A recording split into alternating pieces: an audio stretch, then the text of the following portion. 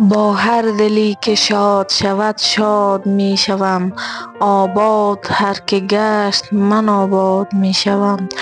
در دام هر که رفت شریک غمش منم، از بند هر که رست من آزاد می شوم.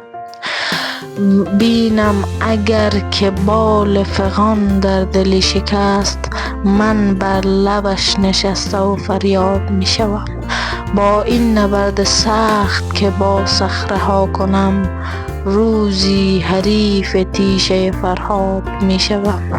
تا خوبتر بیان کنم ای زندگی تو را، طبع خیام و خامه بهزاد می شوم.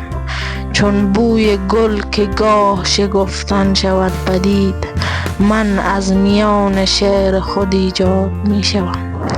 فانی به پای هیچ کس خم نشد سرت، آخر من از غرور تو برباد می شوم.